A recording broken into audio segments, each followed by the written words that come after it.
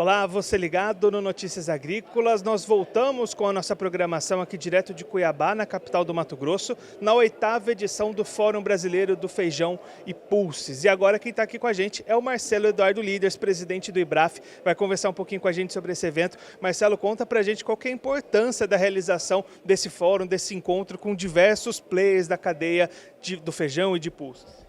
Acredito que o sucesso da abertura ontem, né, quando nós tivemos aí perto de 500 pessoas e a presença do vice-governador e outras autoridades do estado, mostra que os pulses e essas opções, né, que ele acaba trazendo de novas colheitas que possam ter um tratamento de ter o foco necessário, na verdade, tanto da pesquisa quanto do Estado, quanto dos produtores, mostra que nós estamos conseguindo o efeito que queríamos. Hoje, pela manhã, nós tivemos um painel que tratou a respeito de comercialização. A comercialização é um grande desafio do mercado de feijão, porque as outras culturas têm os players já conhecidos, multinacionais, que estimulam e fazem a compra também.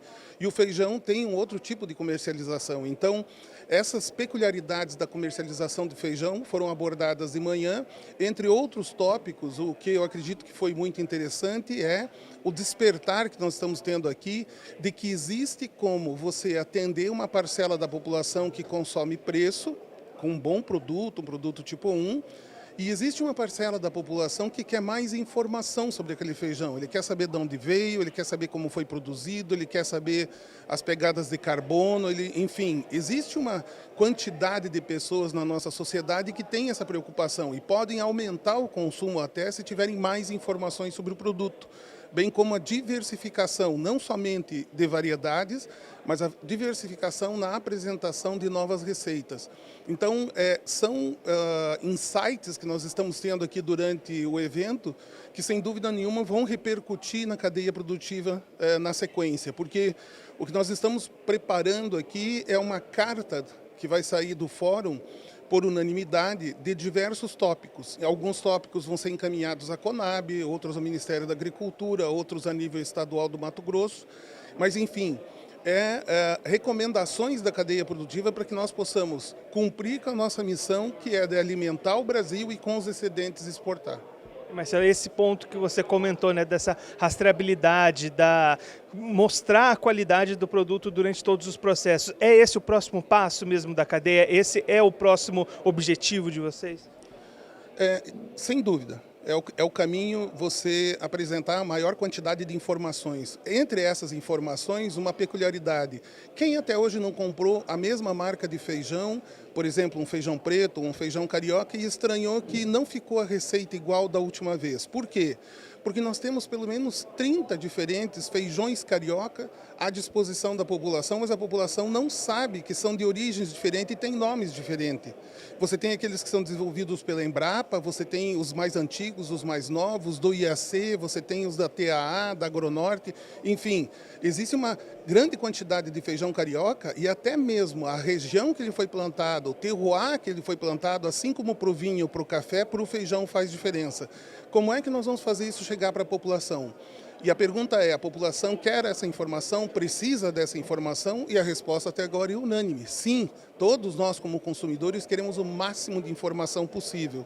Então, esse é o nosso objetivo. Um outro objetivo é, nós precisamos comunicar o real valor, por exemplo, daquele partido do feijão, a bandinha, um split.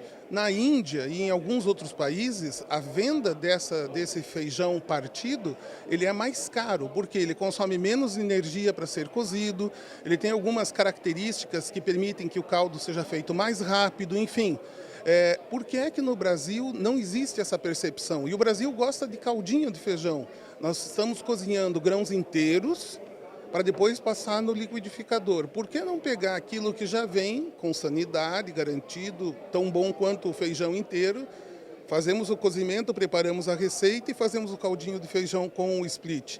Essa é uma forma de você ir remunerando a cadeia produtiva, até mesmo com um feijão que hoje é considerado um descarte ou um subproduto. E ele não é um subproduto, ele é um produto talvez com uma possível percepção de valor maior. Você citou aí, né, o café e o vinho. O vinho tem esse mercado já bastante consolidado, né, da regionalidade, da variedade. O café também está cada vez mais nesse sentido. O feijão também pode ser assim. Então, sair da trivialidade de um produto comum para ir para essas especificações. Até porque ele tem as peculiaridades, como eu comentei, das variedades e as peculiaridades de clima e da região onde ele foi plantado. Há 20 anos atrás, o vinho vivia uma condição como o feijão, não tinha um valor agregado a ele. Por quê? Era vinho branco, vinho tinto, suave e seco. E um pouco da mistura dos dois, o vinho rosé. Quando os primeiros resolveram engarrafar e colocar o nome da uva, será que todo mundo disse isso vai funcionar, isso é 10? Ora, os vendedores de vinho daquela época acharam, não, por quê? Quem é que vai pagar por isso? E encontraram e descobriram uma possibilidade de aumento de consumo de vinho, baseado em quê? Em conhecimento, em detalhes, em história. Você tem que contar para o consumidor uma história daquele produto. Se você tem uma história para contar, se você consegue dizer de onde ele saiu, que é a rastreabilidade, se você consegue garantir que ele não tem características, por exemplo, de no processo dele não ter respeitado a legislação de alguma forma, você garante para o consumidor aquilo, existe o consumidor disposto a pagar por isso, ele quer pagar por isso.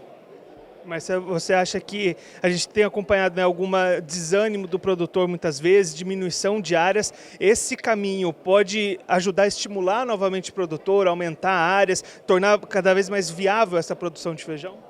Eu acredito que a diminuição de área nesse ano, principalmente da safra irrigada que vem pela frente, que ainda vai ser semeada, se deve muito à falta de informações no mercado para todos, né, sobre o preço que vai vender depois o feijão. O milho já é conhecido, a soja já é conhecida, contratos de sementes de milho, de soja, que estabelecem dentro dos custos novos um parâmetro e um patamar determinado de rentabilidade.